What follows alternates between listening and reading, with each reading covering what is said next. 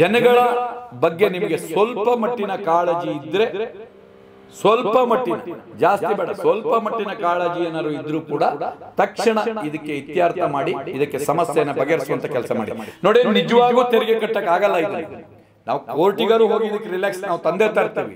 ಆದರೆ ಉಗ್ರಲ್ಲಿ ಹೋಗುವಂತ ಕೆಲಸಕ್ಕೆ ಕೊಡ್ಲಿ ತಗೊಳ್ಳುವಂತ ವ್ಯವಸ್ಥೆಯನ್ನ ಮಾಡಬೇಡಿ ಅಂತ ನಿಮ್ಮ ಎಚ್ಚರಿಕೆಯನ್ನು ನೇರವಾಗಿ ಕೊಡ್ತಾ ಇದ್ದಾರೆ. ಅಧಿಕಾರಿಗಳು ಗಮನ ಹರಿಸ್ತಾ ಇದ್ದಾರೆ. ಯಾಕಂದ್ರೆ ಅಧಿಕಾರಿಗಳ ಗಮನಕ್ಕೆ ಬರದೇ ಏನಿಲ್ಲ. ಯಾಕಂದ್ರೆ ಇಡೀ ನಾಡಲ್ಲದೆ ದೇಶಾದ್ಯಂತ ಇದು ಒಂದು ಸುದ್ದಿಯಾಗಿ ದೇಶಾದ್ಯಂತ ಇಲ್ಲಿಯ ಸಮಸ್ಯೆಗಳ ಬಗ್ಗೆ ಒಂದು ಧ್ವನಿ ಆಗ್ತಾ ಇದೆ. ಇಂಥ ಟೈಮಲ್ಲಿ ಅಧಿಕಾರಿಗಳಿಗೆ ಗೊತ್ತಾಗಿಲ್ಲ ಅಂದರೆ ದಪ್ಪ ಚರ್ಮದವರು ಅಂತ ಕರಿಬೇಕಾಗ್ತದೆ.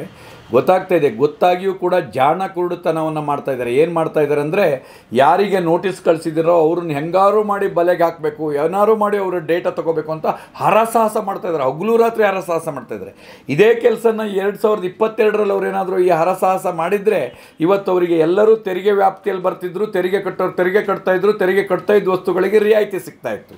ಅದನ್ನು ಬಿಟ್ಕೊಂಡು ಈಗ ನೋಟಿಸ್ ಕಳಿಸಿದ್ದನ್ನು ಮರ್ಯಾದೆ ಉಳಿಸ್ಕೋಬೇಕಂತ ಮಾಡಿದ್ದಾರೆ. ಈಗಾಗಲೇ ಒಬ್ಬ ತೆರಿಗೆ ಅಧಿಕಾರಿನೋ ಸಿಬ್ಬಂದಿನೋ 5 ಲಕ್ಷ ರೂಪಾಯಿ ಲಂಚ, 5,000 ರೂಪಾಯಿನ ಲಂಚ ಕೇಳಿ ಲಂಚ ತಗೊಂಡು ಹೋಗಿ ಮತ್ತೆ ಬೇಡ ಅಂತ ವಾಪಸ್ ತಂದು ಕೊಟ್ಟಿದ್ದಾರಂತೆ. ಅಂದರೆ ಭ್ರಷ್ಟಾಚಾರಕ್ಕೆ ಅಣಿಯಾಗುವಂಥ ಕೆಲಸ ನಡೀತಾ ಇದೆ ಮತ್ತು ಜನಗಳ ಮೇಲೆ ಒತ್ತಡ ಹೇರುವಂಥ ಕೆಲಸ ಮಾಡ್ತಾ ಇದ್ದಾರೆ. ಇವ್ರದ್ದು ಯಾವುದೋ ಒಂದು ಹೊಟ್ಟೆ ತುಂಬಿಸ್ಕೊಳ್ಳೋಕ್ಕಾಗಿ.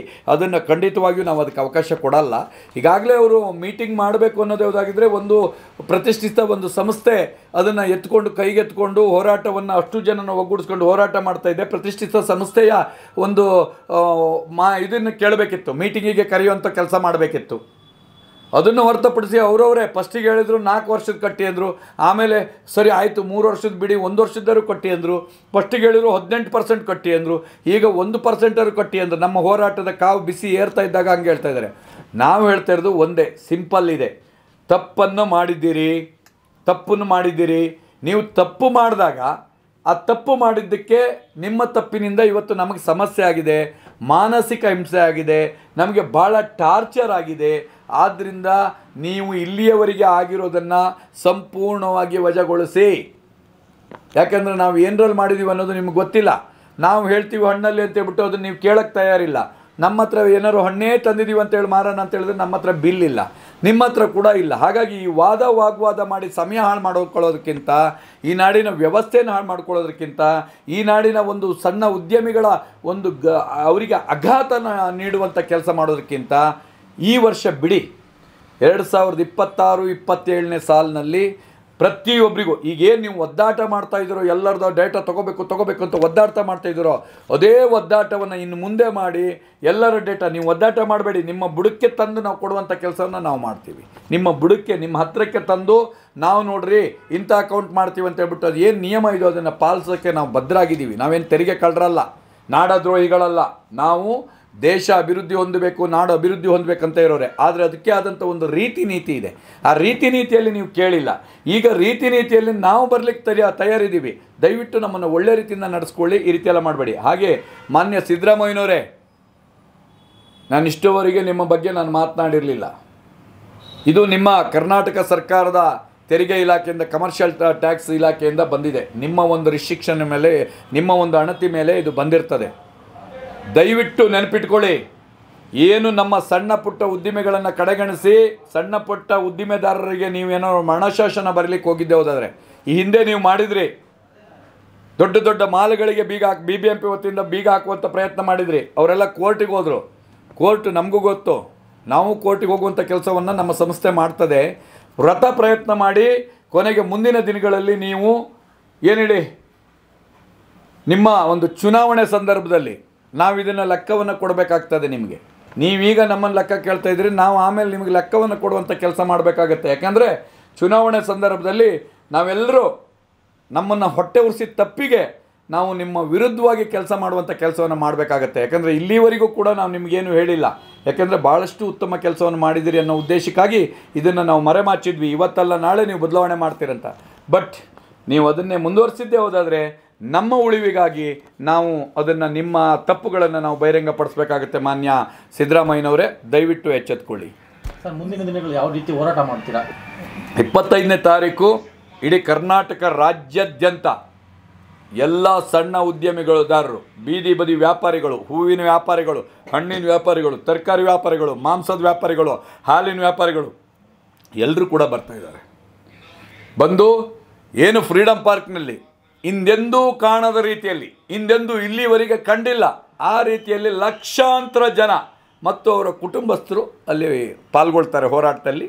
ಆ ಹೋರಾಟದ ಒಂದು ಕಾವು ಹೇಗಿರ್ತದೆ ಅಂತ ಹೇಳಿದರೆ ಅದು ಅನಿರ್ದಿಷ್ಟವರೆಗೆ ತಿರುಗಬಹುದು. ಅದಲ್ಲದೆ 23-24ಕ್ಕೆ ಸ್ವಯಂ ಪ್ರೇರಿತವಾಗಿ ಎಲ್ಲ ಬೇಕರಿ ಕಾಂಡಿಮೆಂಟ್ಸ್ಗಳು, ಹಾಲು ಉತ್ಪನ್ನಗಳ ಮಾರಾಟ ಮಾಡುವಂಥವರು, ಸಣ್ಣ ಉದ್ಯಮಿಗಳು ಹಾಲು ವ್ಯಾಪಾರಗಳನ್ನು ಸಂಪೂರ್ಣವಾಗಿ ತ್ಯಜಿಸ್ತಾರೆ. ಕಪ್ಪು ಪಟ್ಟಿಯನ್ನು ಕೈಗೋ ಅಥವಾ ಹಣೆಗೋ ಕಪ್ಪು ಪಟ್ಟಿಯನ್ನು ಧರಿಸಿ ಅಸಮಾಧಾನವನ್ನು ಹೊರಗೆ ಹಾಕಿ ಪ್ರತಿಭಟನೆ ಮುಖಾಂತರವಾಗಿ ಅವೆರಡು ದಿನನ ತಳ್ತಾರೆ. 3ನೇ ದಿನ 25ನೇ ತಾರೀಕು ಭಾಳ ಉಗ್ರವಾದ ರೀತಿಯಲ್ಲಿ, ಭಾಳ ನಮ್ಮ ನೋವನ್ನು ಇಡೀ ಸಮಾಜಕ್ಕೆ ತಿಳಿಸುವ ರೀತಿಯಲ್ಲಿ ಹೋರಾಟವನ್ನು ಕೈಗೆತ್ತಿಕೊಳ್ತೀವಿ. ಸರ್, ಬೇರೆ ಸಂಘಟನೆಗಳು ನಿಮ್ಮ ಜೊತೆಗೆ ಕೈ ಜೋಡಿಸಿದವ ಸರ್? ನೂರಾರು. ನಾವು ಸುಮಾರು 20-25 ವರ್ಷದಿಂದ ಸುಮಾರು ಈ ಸಂಘಟನೆಗಳ ಜೊತೆ ಇರೋದ್ರಿಂದ ನಮ್ಮ ಜೊತೆ ಆಗಲ್ಲ ಅಂತ ಹೇಳೋ ಸಂಘಟನೆಗಳು ಭಾಳ ಕಡಿಮೆ. ಯಾಕಂದರೆ ಎಲ್ಲರ ಜೊತೆ ಬಾಂಧವ್ಯ ನಮಗೆ ಚೆನ್ನಾಗಿದೆ. ಒಂದು. ಎರಡನೇದಾಗಿ ಈ ಒಂದು ಹೋಟೆಲ್ಲು ಅಥವಾ ಈ ಸಣ್ಣ ಒಂದು ಬೇಕರಿ ಕಾಂಡಿಮೆಂಟ್ಸಲ್ಲಿ ಯಾರು ಒಂದು ಲೋಟ ಕಾಫಿ ಕುಡ್ದಿರ್ತಾರೋ, ದುಡ್ಡು ಕೊಟ್ಟೆ ಬನ್ನು ತಿಂದಿರ್ತಾರೋ, ಯಾರು ಒಂದು ಹಣ್ಣಿನ ಅಂಗಡಿಯಲ್ಲಿ ಹಣ್ಣು ತಂದಿರ್ತಾರೋ, ಸ್ಕ್ಯಾನ್ ಮಾಡಿರ್ತಾರೋ, ಅದರ ಪ್ರತೀಕವೇ ಆಗಿದ್ದರಿಂದ ಪ್ರತಿಯೊಬ್ಬರು ಕೂಡ ಇದಕ್ಕೆ ಬೆಂಬಲವನ್ನು ನೀಡ್ತಾರೆ. ಕರ್ನಾಟಕದ ಬಹಳಷ್ಟು ಎಲ್ಲ ಸಂಘಟನೆಗಳು ಇದಕ್ಕೆ ಬೆಂಬಲವನ್ನು ಘೋಷಣೆ ಮಾಡ್ತಾ ಇದೆ. ಮತ್ತು ಅದಲ್ಲದೆ ಕೊಳದ ಮಠದ ಸ್ವಾಮೀಜಿಗಳು, ಆನಂದ್ ಗುರೂಜಿಯವರು, ಹಾಗೆ ಮಠಾಧೀಶರು, ನಮ್ಮ ಉತ್ತರ ಕರ್ನಾಟಕದ ಒಬ್ಬರು ಮಠಾಧೀಶರು ಎಲ್ಲರೂ ಕೂಡ ಬೆಂಬಲವನ್ನು ಈಗಾಗಲೇ ನಮ್ಮ ಕಚೇರಿಗೆ ಬಂದು ಬೆಂಬಲವನ್ನು ನೀಡುವಂಥ ಕೆಲಸ ಮಾಡಿದ್ದಾರೆ. ಕೊಳದ ಮಠದ ಸ್ವಾಮೀಜಿಗಳು ನಮ್ಮ ಕಚೇರಿಗೆ ಬರೋದು ಅಂದರೆ ಭಾಳ ವಿಶೇಷ. ಅವರು ಬಂದು ಈ ಬೆಂಬಲವನ್ನು ನೀಡಿದ್ದಾರೆ. ನಾವು ಇದ್ದೇವೆ, ಹೋರಾಟವನ್ನು ಮುಂದೊತ್ಕೊಳ್ಳಿ ಅಂತ ಹೇಳ್ಬಿಟ್ಟು ಹೇಳಿದ್ದಾರೆ. ಹೋರಾಟವನ್ನು ಖಂಡಿತವಾಗಿ ನಡೆಸ್ತೇವೆ. ಜನಗಳ ಬಗ್ಗೆ ನಿಮಗೆ ಸ್ವಲ್ಪ ಮಟ್ಟಿನ ಕಾಳಜಿ ಇದ್ದರೆ, ಸ್ವಲ್ಪ ಮಟ್ಟಿನ, ಜಾಸ್ತಿ ಬೇಡ, ಸ್ವಲ್ಪ ಮಟ್ಟಿನ ಕಾಳಜಿ ಏನಾದ್ರು ಇದ್ದರೂ ಕೂಡ ತಕ್ಷಣ ಇದಕ್ಕೆ ಇತ್ಯರ್ಥ ಮಾಡಿ ಇದಕ್ಕೆ ಸಮಸ್ಯೆಯನ್ನು ಬಗೆಹರಿಸುವಂಥ ಕೆಲಸ ಮಾಡಿ. ನೋಡಿ, ನಿಜವಾಗೂ ತೆರಿಗೆ ಕಟ್ಟೋಕ್ಕಾಗಲ್ಲ. ಇದನ್ನು ನಾವು ಕೋರ್ಟಿಗಾರು ಹೋಗಿ ಇದಕ್ಕೆ ರಿಲ್ಯಾಕ್ಸ್ ನಾವು ತಂದೆ ತರ್ತೀವಿ. ಆದರೆ ಉಗ್ರಲ್ಲಿ ಹೋಗುವಂಥ ಕೆಲಸಕ್ಕೆ ಕೊಡ್ಲಿ ತಗೊಳ್ಳುವಂಥ ವ್ಯವಸ್ಥೆಯನ್ನು ಮಾಡಬೇಡಿ ಅಂತ ನಿಮ್ಮನ್ನು ಎಚ್ಚರಿಕೆಯನ್ನು ನೇರವಾಗಿ ಕೊಡ್ತಾ ಇದ್ದೀನಿ. ಚಿತ್ರರಂಗದ ಯಾರು ಕಲಾವಿದರನ್ನು ಕರೀತಾ ಇದ್ದೀರಾ ಈ ಹೋರಾಟಕ್ಕೆ? ಈಗ ಇದು ಚಿತ್ರರಂಗದ ಕಲಾವಿದರು ಕೂಡ ಇದ್ರ ಬಗ್ಗೆ ಧ್ವನಿ ಎತ್ತಬೇಕು. ಅವ್ರನ್ನ ಕೂಡ ಈಗಾಗಲೇ ಒಂದು ನಿರ್ದೇಶಕಿ, ಒಬ್ಬರು ನಿರ್ದೇಶಕಿ, ನಟಿ ಒಬ್ಬರು ಈಗಾಗಲೇ ಬೆಂಬಲ ಕೊಟ್ಟು ಧ್ವನಿಯನ್ನು ಎತ್ತಿದ್ದಾರೆ. ಒಬ್ಬರು ಎತ್ತಿದ್ದಾರೆ. ಅದಲ್ಲದೆ ಮತ್ತೊಬ್ಬರು ನಮ್ಮ ಅವ್ರ ಹೆಸರೇನು ಏನೋ ಇದೆ, ಅವರು ಪಾಪ ಇದು ಮಾಡಿದ್ದಾರೆ. ಮತ್ತು ಇನ್ನೂ ನಾವು ಬಹಳಷ್ಟು ನಟಿಯರನ್ನು ನಾವು ಕೇಳ್ತಾ ಇದ್ದೀವಿ. ಯಾಕಂದರೆ ಬಡವರಿಗೆ ಸಮಸ್ಯೆ ಬಂತು ಅಂದರೆ ಅವರೆಲ್ಲ ಸುಮ್ಮನೆ ಕೂತ್ಕೊಳ್ಳಲ್ಲ. ಯಾಕಂದರೆ ಇದರಲ್ಲಿ ಸ್ವಾರ್ಥ ಇಲ್ಲ, ಯಾವ ಪಕ್ಷದ್ದಲ್ಲ, ಯಾವ ಇದು ವಿಷಯ ಅಲ್ಲ, ಬಡವರ ವಿಷಯ. ಯಾಕಂದರೆ ನನ್ನ ಅನಿಸಿಕೆ ಪ್ರಕಾರ ಭಾಳಷ್ಟು ನಟಿಯರು ಇದೇ ರೀತಿಯ ಸಣ್ಣ ಉದ್ಯಮದಿಂದಲೇ ಹೋದಂಥವ್ರು. ಅವ್ರ ಅಣ್ಣ ತಮ್ಮರು ಕೂಡ ಸಣ್ಣ ಉದ್ಯಮವನ್ನೇ ನಡೆಸ್ತಾ ಇದ್ದಾರೆ. ಹಾಗಾಗಿ ಅವರಿಗೆ ನಾವು ಹೇಳ್ಕೊಡೋದು ಬೇಡ, ಅವರೇ ಧ್ವನಿ ಎತ್ತಾರೆ. ಅವ್ರನ್ನ ದಯವಿಟ್ಟು ಮಾಧ್ಯಮದವ್ರು ನೀವೇ ಒಂದು ಮಾತನ್ನು ಕೇಳಿ, ವಿಷಯನ ಹೇಳಿ ಅವರಿಂದ ಮನವಿ ಇತ್ತು. ಕೆಲವು ಕಲಾವಿದರದು ಹೋಟೆಲ್ಗಳು, ರೆಸ್ಟೋರೆಂಟ್ಗಳು, ರೆಸಾರ್ಟ್ಗಳು ತುಂಬ ಇದೆ. ಅದು ದೊಡ್ಡದು. ಖಂಡಿತ ಎಲ್ಲರಿಗೂ ತೊಂದರೆ ಆಗುತ್ತೆ. ಅದ್ರ ಬಗ್ಗೆ ನೀವು ಅವ್ರ ಜೊತೆನೇ ಒಂದು ಸ್ವಲ್ಪ ಮಾತನಾಡಿದರೆ ಬಹಳ ಉತ್ತಮವಾಯಿತು, ಒಳ್ಳೆಯ ಸಂದೇಶ ಬರ್ತದೆ ಅಂತ.